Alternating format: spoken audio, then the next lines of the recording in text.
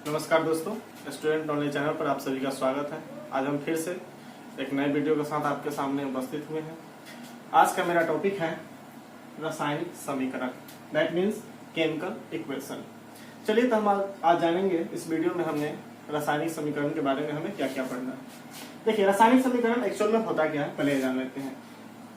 हम किसी भी रासायनिक अभिक्रिया को जिस रूप में व्यक्त करते हैं उसके संकेतों या सूत्रों की सहायता से एक संक्षिप्त निरूपण, जिसको लघु निरूपण भी कह सकते हैं, उसी को हम लोग रासायनिक समीकरण कहेंगे। जैसे हम लोग इसका प्रॉपर डेफिनेशन देखेंगे, किसी भी रासायनिक अभिक्रिया के तत्वों या यौगिकों के प्रतीकों या सूत्रों की सहायता से संक्षिप्त निरूपण रासायनिक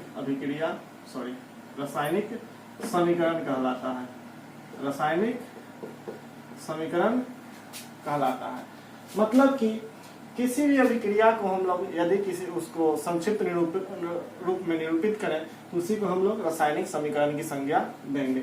उदाहरण स्वरूप, यदि हम लोग कार्बन को और ऑक्सीजन को अभिक्रिया कराएं तो उसके फलस्वरूप क्या बनता है, कार्बन डाइऑक्साइड बनता है। तो कार्बन डाइऑक्साइड बनता है तो इतना लंबा लिखने के बेहतर है कि हम कार्बन के संकेत और ऑक्सीजन के अणु का संकेत देकर हमने कार्बन डाइऑक्साइड निरूपित कर दिया। तो यह जो लिखने का प्रोसेस है, इसी को हम लोग रासायनिक समीकरण कहेंगे। कार्बन और ऑक्सीजन को संकेत के रूप में लिखने का जो प्रोसेस है, इसी को रासायनिक समीकरण कहेंगे। चलिए अगला देखते हैं उदाहरण। यदि जिंक को सल्फ्यूरिक एसिड के साथ अभिक्रिया कराया जाए तो जिंक सल्फाइड बनता है और हाइड्रोजन गैस मुक्त होते हैं। तो ये भी रासायनिक समीकरण है। जिंक हमने नहीं लिखा, उसका सिर्फ संकेत लिखा, और यह सल्फ्यूरिक एसिड को नहीं लिखा बल्कि उसका हमने संकेत H2SO4 लिखा।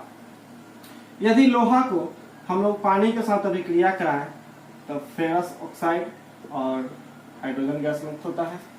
कैल्शियम ऑक्साइड को पानी के साथ अभिक्रिया कराने पर कैल्शियम हाइड्रोक्साइड मुक्त होता है। अब हम लोग जानेंगे कैल्शियम ऑक्साइड और वाटर और कैल्शियम हाइड्रोक्साइड के बारे में थोड़ी सी एक रोचक तथ्य। जैसे हम लोग जानते हैं, बाजार से चूना खरीद के लाते हैं तो जो सूखा हुआ चूना होता है उसी का नाम है कैल्शियम ऑक्साइड, और उसको हम लोग पानी में भिगोते हैं। पानी में भिगोने के बाद हम क्या करते हैं, अपने दीवार पर पुताई करते हैं। तो जो पुताई करते हैं वह जो लिक्विड होता है यही कैल्शियम हाइड्रोक्साइड होता है, जो कि बाद में वायुमंडल में उपस्थित कार्बन डाइऑक्साइड के साथ अभिक्रिया करके यह क्रिस्टलाइन हो जाता है। दैट मीन्स यह संगमरमर का रूप लेता है, कैल्शियम कार्बोनेट का रूप ले लेता है। चलिए, अब इस अभिक्रिया को लिखने के कुछ नियम भी हैं जो कि हम आपके सामने दिखाते हैं। जैसे कि अभिकारकों को संकेत एवं सूत्रों की सहायता से ठीक उसके बाईं ओर लिखा जाए। बाईं ओर मतलब एलेक्स साइड में। जैसे कि हम किसी भी अभिक्रिया में क्या करते हैं, जो भी उसके अभिकारक होते हैं, अभिकारकों को हम लोग लिखते हैं, ठीक उसके आगे हम लोग उसके प्रतिफलों को लिखते हैं। तो अभिकारकों का जो सूत्र या संकेत होगा उसको हम लोग बाईं ओर लिखेंगे, अपने बाईं ओर LHS, और जो भी उसके प्रतिफल होंगे उसको दाईं ओर मतलब RHS, राइट हैंड साइड की तरफ लिखेंगे। जैसे कि दूसरा है, प्रतिफलों को संकेतों एवं सूत्रों की सहायता से ठीक उसके दाईं ओर लिखना। अभिक्रिया के अभिकारकों या प्रतिफलों के बीच धन चिन्ह से निरूपित करना। कहने का मतलब है, यदि अभिक्रिया में अभिकारक 2 या 2 से अधिक हो तो उनके मध्य हम लोग प्लस का चिन्ह देकर उसको एकत्रित रूप से लिख सकते हैं। जैसे कि हमने यहाँ लिखा है, कार्बन है और ऑक्सीजन है, दोनों अभिकारक हैं, दोनों के बीच हमने एक प्लस चिन्ह दिया, मतलब कि ये दोनों एक अभिकारक है। इसको हम लोग निरूपित कर सकते हैं तीसरे रूल से। चौथा रूल कहता है हमारा, अभिकारकों एवं प्रतिफलों के मध्य तीर का चिन्ह से अलग अलग दर्शाया जाता है। बिल्कुल हमने वही किया है। कार्बन है, ऑक्सीजन है, दोनों अभिकारक है, इसको हम लोग एक तीर का चिन्ह दिया और उसके बाद इसको हमने कार्बन डाइऑक्साइड जो इसका प्रतिफल हुआ उसको लिख दिया। मतलब यह अभिकारक यह प्रतिफल दोनों के मध्य में तीर का चिन्ह देकर हमने इसे अलग अलग किया। यही प्रोसेस हमने बाकी सभी इक्वेशनों में किया है। चलिए अब देखते हैं रासायनिक समीकरण के कितने प्रकार हो सकते हैं। हम लोग वस्तुतः रासायनिक समीकरण के 2 प्रकार पढ़ते हैं, एक संतुलित रासायनिक समीकरण और दूसरा असंतुलित रासायनिक समीकरण। अब हम लोग जानेंगे संतुलित रासायनिक समीकरण क्या होगा।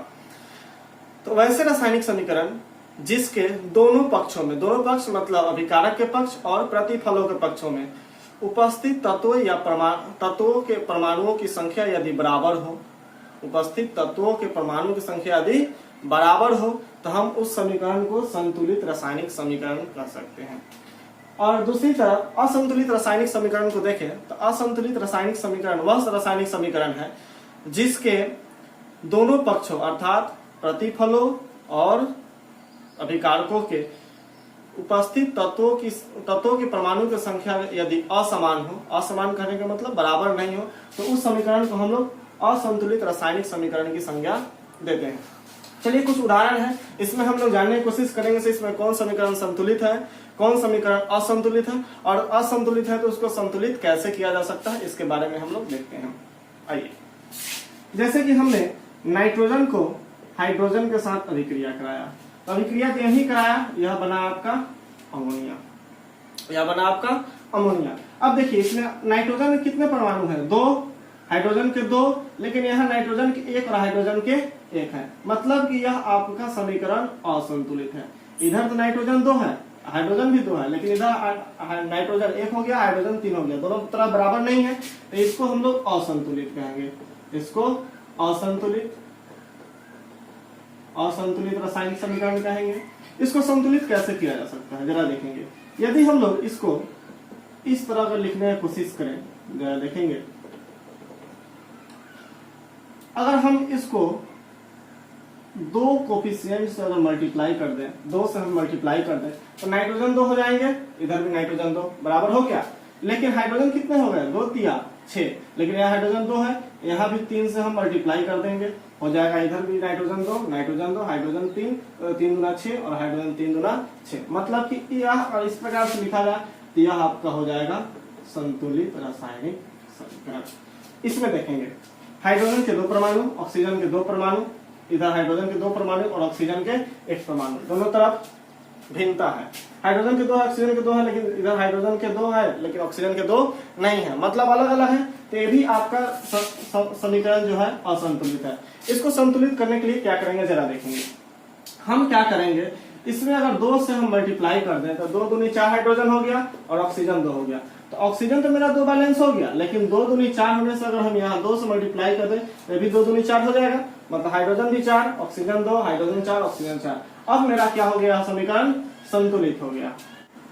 चलिए देखते हैं, यदि फेरस को हम फेरस सल्फाइड को 2 से मल्टीप्लाई कर दें क्या हो जाएगा, यहाँ फेरस भी 2, सल्फर 2 और ऑक्सीजन 2 चौका 8, यहाँ भी ferrous 2, oxygen 3, sulphur 1, oxygen 2, sulphur 1, oxygen 3। देखिए तो ऑक्सीजन कितने हुए, 3 2 5 3 8, और यहाँ भी 8, बैलेंस हो गया। फेरस 2, यहाँ भी 2, बैलेंस हो गया। सल्फर 1 1 2 और यहाँ भी 2, मतलब कि यहाँ सिर्फ कोफिशिएंट 2 लगाने से मेरा यहाँ इक्वेशन क्या हो गया, बैलेंस हो गया, अर्थात संतुलित हो गया। अगला इक्वेशन में देखते हैं, कैल्शियम कार्बोनेट को जब भी हम लोग गर्म करते हैं कैल्शियम ऑक्साइड और कार्बन डाइऑक्साइड में टूट जाता है।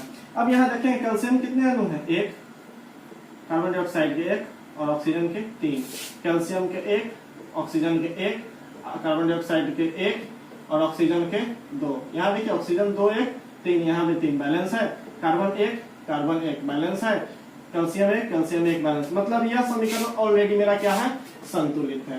इसमें कुछ करने की जरूरत नहीं है, यह मेरा समीकरण ऑलरेडी संतुलित है। अगला देखते हैं, मैग्नीशियम को यदि ऑक्सीजन से अभिक्रिया कराई जाए तो मैग्नस ऑक्साइड बनता है। इसमें देखेंगे मैग्नीशियम के तो केवल 1 परमाणु है, ऑक्सीजन के 2 है, लेकिन यहाँ ऑक्सीजन 1 है, मैग्नीशियम 1 है, दोनों बैलेंस नहीं है। बैलेंस करने के लिए यदि हम कोफिशिएंट यहाँ 2 लगाए तो यहाँ मैग्नीशियम भी कितने हो जाएंगे, 2, ऑक्सीजन भी 2, लेकिन यहाँ ऑक्सीजन तो 2 है लेकिन मैग्नीशियम 2 नहीं है, तो इसके लिए यहाँ 2 कोफिशिएंट लगा देंगे तो ये भी 2 और ये भी भाई साहब 2। अब हो गया मेरे समीकरण संतुलित। तो इस तरह से हम संतुलित कर सकते हैं। अगर जरूरत पड़े तो हम आगे के लेक्चर में सिर्फ एक लेक्चर हम समीकरण को संतुलित करना और सिखाने पर रखा जा सकता है।